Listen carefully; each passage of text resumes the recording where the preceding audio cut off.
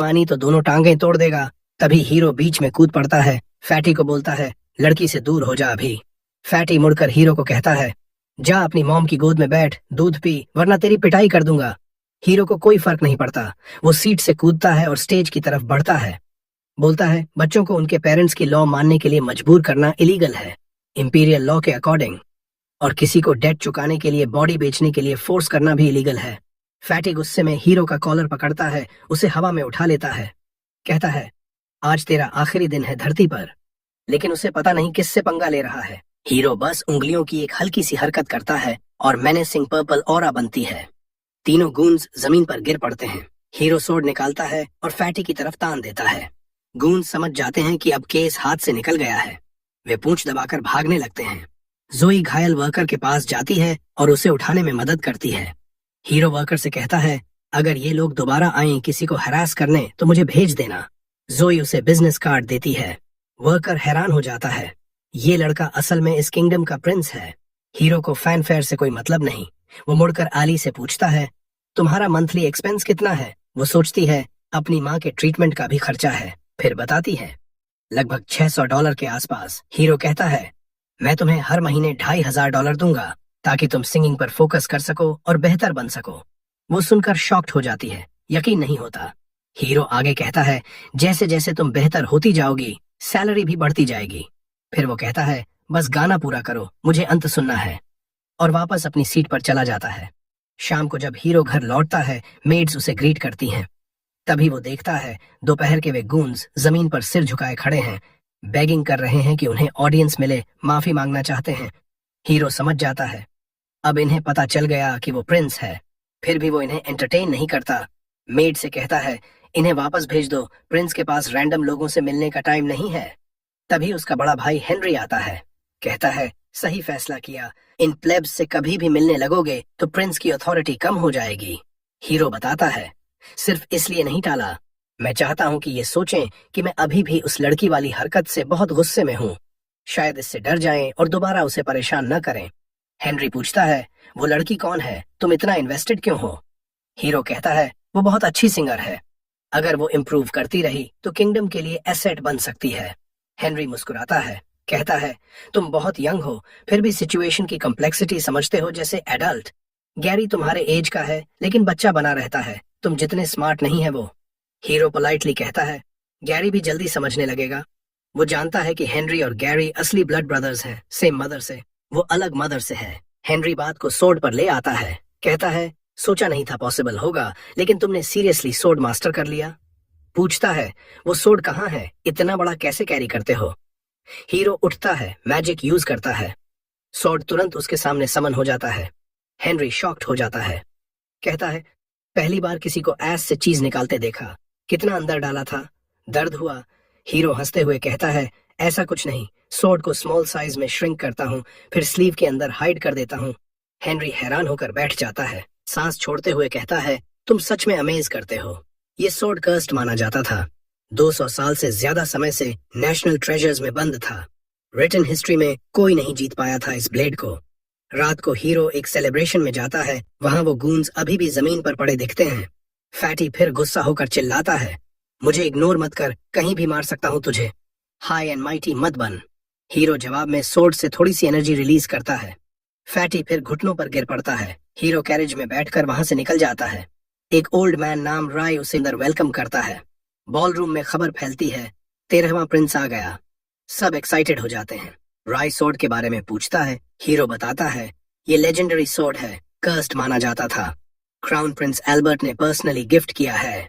सब इम्प्रेस हो जाते हैं। Personal gift from crown Prince, बहुत बड़ी बात है। तभी एक फ्रैजाइल ईगो वाला आदमी जोर से बोलता है, ये सोर्ड रेप्लिका टॉय होगा। पूरे रूम में सुनाई देता है, चुप्पी छा जाती है। सब हीरो की तरफ देखते हैं। वो आदमी पैंट्स में गीला होने लगता है। हीरो फिंगर भी नहीं हिलाता। सोर्ड से डेथली ऑरा निकलती है। पूरा रूम कवर हो जाता है। सब ट्रांस में चले जाते हैं, मौत के करीब महसूस करते हैं। हीरो सोर्ड को रोकता है, ऑरा चली जाती है। राय कहता है, सबको लगा जैसे मौत सामने है। थोड़ी देर बाद हीरो छोटे थ्रोन पर बैठता है। सब होमेज देने आते हैं, फेवर लेने की कोशिश करते हैं। सब बोरिंग लगते हैं हीरो को। आखिर में ब्लॉन्ड आदमी एलन आता है। अपनी अडॉप्टेड डॉटर सिंडी को इंट्रोड्यूस करता है। लड़की हीरो के प्रेजेंस से अलर्ट लगती है। हीरो इग्नोर करता है।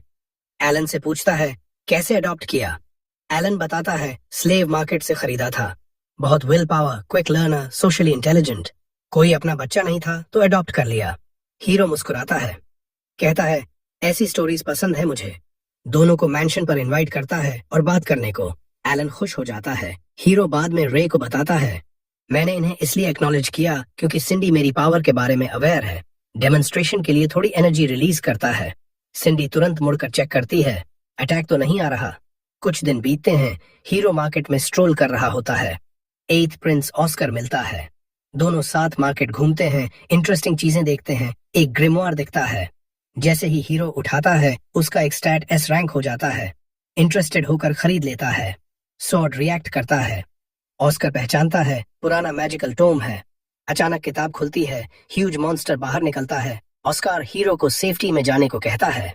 हीरो सोर्ड निकालकर डीमन के सामने खड़ा हो जाता है। पहली बार स्लाइस फेल हो जाता है। फिर एक्स्ट्रा मैजिक यूज करता है, अपवर्ड्स एम करता है, मॉन्स्टर डिस्ट्रॉय हो जाता है। ऑस्कर सोचता है मेरा छोटा भाई कितना स्ट्रांग है।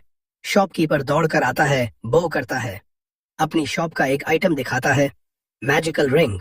कहता है ये रिंग किसी को ओनर नहीं माना अब तक। हीरो थंब में पहनता है। मैजिक एक्टिवेट होती है। पूरा बॉडी ब्यूटीफुल आर्मर से कवर हो जाता है। Shopkeeper shocked. हीरो को पसंद आता है, तुरंत खरीद लेता है।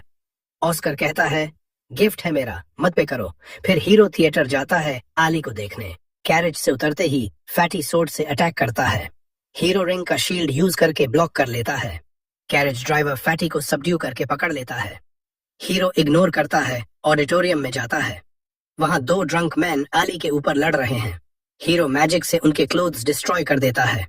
वे नेकेड भाग जाते हैं। हीरो ओनर को बुलाता है। सिक्योरिटी की कमी पर डिसअपॉइंट बताता है। पूरी थिएटर खरीदने का ऑफर देता है। ओनर हेजिटेट करता है। $1,00,000 निकालती है। ओनर तुरंत बेच देता है। जोई थैंक्स करती है, डेट रिपे नहीं कर पाएगी। हीरो कहता है सिंगिंग पर फोकस करो, एक दिन किंग के सामने गाना है तुम्हें। फिर बैठ जाता है। आली उसके लिए स्पेशल सॉन्ग गाती है। अगले दिन मेड्स हीरो को रेडी करती हैं। अपॉइंटमेंट है, डेड नाम का गवर्नर मिलने आया है। हॉल जॉय रीजन का गवर्नर हीरो के डोमेन में। हीरो उसे बुलवाता है। डेड नील करके फॉर्मल स्पीच शुरू करता है। हीरो स्किप करने को कहता है, बैठने को बोलता है। पूछता है पहले मिले थे ना 2.5 साल पहले। डेड हाँ कहता है। हीरो पूछता है जॉब कैसी चल रही है, फ्लड के बाद सिचुएशन।